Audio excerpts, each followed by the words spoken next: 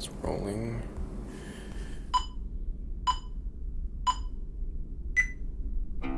So first things first, you want to tell me how you feel? That was absolutely exhausting. That was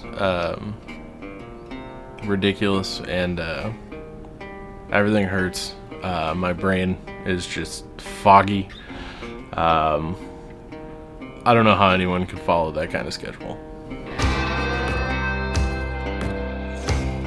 Hey everybody, my name is Paul Gibson. For the next 48 hours, I'm going to live in this storage closet to prove a point of what it would actually look like if office employees followed hours of service. So this would be the equivalent of the front of my cab, and this is my sleeper. So I'm using the Motive app, which used to be called Keep Trucking, and we're going to go ahead and go into on duty status and get this whole thing set up. What is hours of service?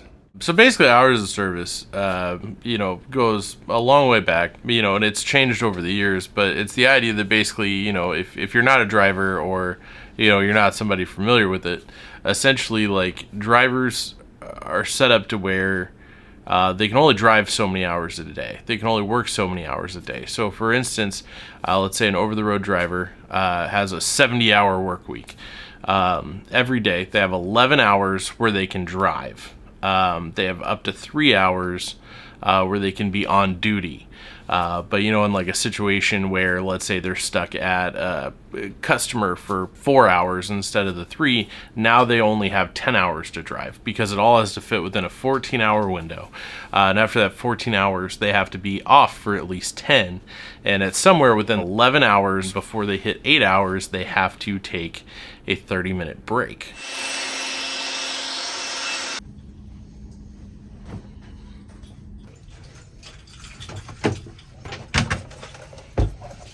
So I think we're set up. Here is my work setup. This would be the equivalent of my driver's seat. Here is all of my suitcase and clothes and toiletries and a lot of that. And here is the tiny room which I will be sleeping in. And this is my producer Josh. He is here to help set up the workspace ring cam. What is the experiment? What I do for a living, I interact with drivers a lot and trucking companies in general and people who work in the back end of the industry, and there's always the common, like, when an OTR driver is expected to be out 3 weeks, there's always a lot of talk of, well, you work hard, that's why you get paid, but then a lot of, like, we work long hours in the office too, and it didn't quite seem like apples and apples. So I decided to see what it would look like if an office employee tried to keep the same schedule and operated in the same way that a driver did. All right, sir. All right, man. Well, see you in 2 days. Yeah, I'll see you in 2 days. Make sure you lock the door. All right, let's do this. It is drive time. So obviously it's not the same as being in the cab of a truck. What are the trade-offs of doing this in the office? Well, so there's a few trade-offs. Let's start with some of the benefits of being in an office. When drive time's winding down, I don't have to worry about finding somewhere to stop. I've just already stopped. It's a storage closet. It's not moving.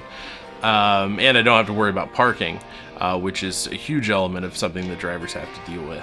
Also, no one is governing my internet speed or how fast my computer can go. On the other hand, being in a storage closet, there's no windows, and I'm sitting up against cabinets, so there's not the leg room that you would have in a truck. So tell us about the 1 hour check-in. All right, so it's been a little bit. We're gonna check in and see how long we've been doing this for. So I hit 1 hour. That was a pretty defining moment for me on how this was gonna go. Oh, okay, so it's only been 1 hour.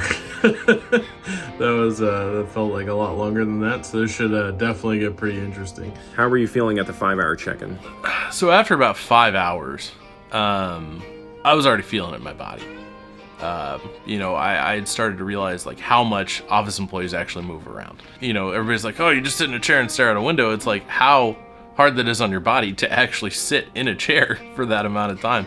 Not to mention, mine didn't vibrate, so I was convinced that it wouldn't be as bad as driving a truck, because in my experience with everything vibrating, your legs turn to jello. I stood up, my legs were solid, but basically everything popped. All right, so we are 5 hours and 1 minute in. I am going to take my 30, even though I've got another 6 hours of drive time left to go. So we'll see what that looks like. Yeah, sitting still for this long in a chair sucks. Since we're on a break, gonna go in and see how Josh is doing. What's up, dude? What's up, man? What about the 30-minute break? Did it feel like it was enough time or not enough time? 30 minutes is not a lot of time, especially, if you're stopped and you're also getting fuel and that kind of thing. It was 30 minutes was not a lot in the middle of 11 hours. All right, 30-minute break is pretty much come to an end. I'm headed back to the closet. So did you know those Ring cameras had alarms built into them? You're an asshole.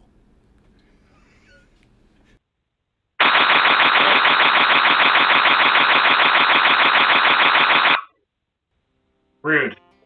So at 7 hours, kind of like I said, at 5 hours I was feeling it. At 7 hours I was feeling it even more. So I decided to start reaching out to some of my driver friends for some tips. I reached out to my friend John. He's been driving for a long time, and I was like, hey, what do you do in the seat to help, with your knees and your legs hurting and stuff? And he had a few different stretches, like, putting weight on the balls of your feet to stretch out your calves. He said sometimes, he might kind of move his hip out a little bit, shift in the seat as much as possible. The last tip he gave me was kind of just really struck me. His last tip was, honestly, sometimes I just turn up the radio and tune it out and wait to feel it when I park. This is terrible. There's no wonder why drivers live on average 16 years less than most other people. About 9:30 was when I called it, I believe, that first day. It was pretty surreal, stepping out of that closet, and everybody in the office is gone. The only people that were around were the cleaning people. Stepped outside, had a smoke, enjoyed the night air. It wasn't too cold, but man, my body was on fire. Normally at this point I'd probably be at home, already tucked the kids into bed and getting ready to lay down next to my wife, watch some TV, something like that. But here we are. I just got off. Working these hours every day, that's insane. That's absolutely insane. Obviously you can take a shorter day, but that's where it gets weird, because if you want to get the miles, you gotta work the hours. But also, if you work the hours, that's insane. Sorry.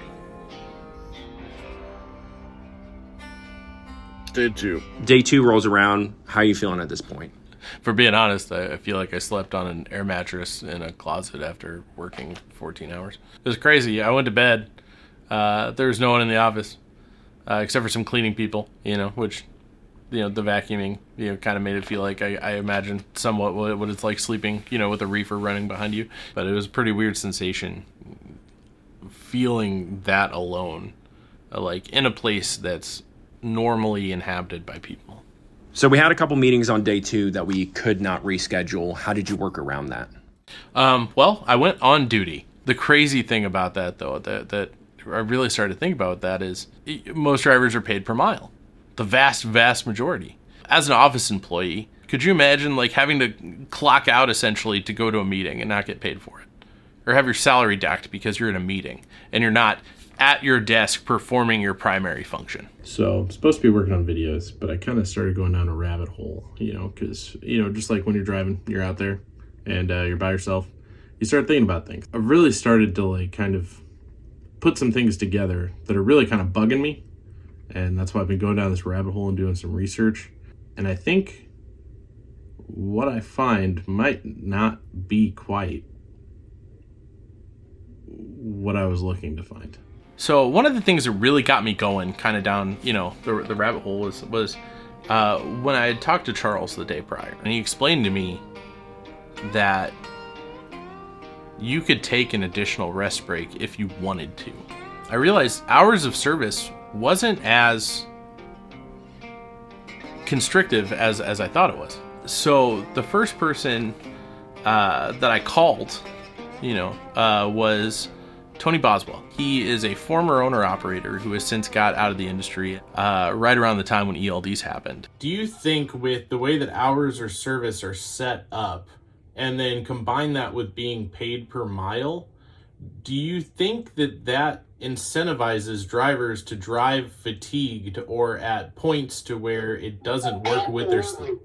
Absolutely. And that's why I say if you pay him a salary, they'll follow the hours of service. You pay a driver a salary, he makes the same salary every single week. And the only time he gets increases is based on his bonus structure. That will get him to follow the safety rules. That will get him to follow the hours of service. Because he knows if he drives safely, he follows the hours of service, he doesn't get a speeding ticket, he's still making the same amount of money, but he's being incentivized now to do it safely. So Tony had kind of confirmed what I was thinking, that hours of service really isn't that constricted. And I started to realize they get paid per mile. And they only get paid when they're driving. As a driver, you're going to do everything you possibly can to move for as much of that 11 hours as you can. But the way that it has progressed now, with hours of service, coupled with that, neither of those things are bad by themselves. But I've started to realize the relationship between the two is pretty toxic. I'm about to have a phone call with Matt Bowerman of Bowerman Trucking. They pay their drivers, their OTR drivers, salary. They don't do by mile at all. Definitely got some questions about what that looks like for them from a safety standpoint. You pay your over-the-road driver's salary? Yes. All right, so how's that work? Drivers have expressed to me is that they are able to kind of relax. It's been instilled in them because they've been historically paid by the mile. It's been instilled in them to hurry up and wait. So they're always on this in their mind. They're set on go, go, go, go, go. I gotta go. I can't be sitting still. I gotta go. That's stressful. Mm-hmm. A lot of our drivers have expressed to me that they are able to actually relax and be more focused and intentional with their driving and their use of the equipment, and actually kind of enjoy the job again instead of be stressed out all the time. So after talking to Matt, it kind of really started to confirm the way I was feeling and what I was thinking, kind of putting things together and help me realize I'm not crazy. The fact that he has drivers who have openly expressed to him they're able to be more relaxed because they're not fighting that clock. They feel like they can be safer. The fact that he has drivers that, despite all the crap that everybody talks on speed governors and how I think it's a terrible idea and it's unsafe in traffic, which I still very much feel like, the fact that he has drivers who have the ability to go faster, but will set their cruise at 65 and just keep in the right lane because they don't have to switch lanes. They don't have to work through traffic. They don't have to go extra fast to make up lost time. They're actually being safer because they don't have to worry about getting in the maximum number of miles. So I am at about 10 hours and 45 minutes, but I'm going to DoorDash something and hang out outside for a minute. Day 2, it's over. Finally at an end. How are you feeling? You know, went outside. There wasn't anybody in the office again, just like it had been, which was super weird. I also started to do some math. Obviously with a calculator at that point because my brain was fried. If a company driver making the median average had 2 perfect days for the amount of time that I was on drive time, and I would have just worked my typical 8 hours both days, I would have came out on top. I would have made more money. That's disgusting. What else is disgusting is if I would have only got paid for my drive time, I would have only gotten half of my salary. You know, and those numbers are with a driver in a perfect world, which we all know we don't live in. Everybody wants to say, you know, drivers are the backbone of America. Drivers are everything. You know, without them, they'd have nothing. Well, as an industry, we're crapping on them. Like, they are getting the short end of the stick. The whole thing's kind of a joke. A really bad joke. What is your takeaway from all this? Not what I thought, that's for sure. Honestly, the whole thing seems like it might be kind of rigged. Initially, I thought the takeaway was going to be drivers keep a way harder, way more intense schedule than office employees. Despite being focused on hours of service, it really is more about a combination of that and getting paid. You know, hours of service is flexible. So if you go to just attack hours of service and say, hey, we need to change, you know, which has happened a little bit, you know, like they're going back and forth on like sleeper berths and what splits are acceptable. But ultimately it is flexible enough that there's not really a good argument in a vacuum to fight hours of service. With cents per mile, it's kind of hard to make the argument to change it because it's the way it's always been done. People are used to it, and it's just become a necessary evil. And it's hard to fight that by itself. But ultimately, all of these things both these things put together create this terrible, awful work environment. But in order to change one thing, you'd have to make the argument to change everything, and completely flipping the transportation industry on its head. You know, I don't know if it looks like going salary, or finding a different way to pay, or getting lanes where a driver doesn't have to destroy themselves to get where they're going. But it's going to take changing multiple things to make it work. And I have a hard time seeing that happen. But there are solutions. And if our industry really does give a shit about drivers, we should probably do better.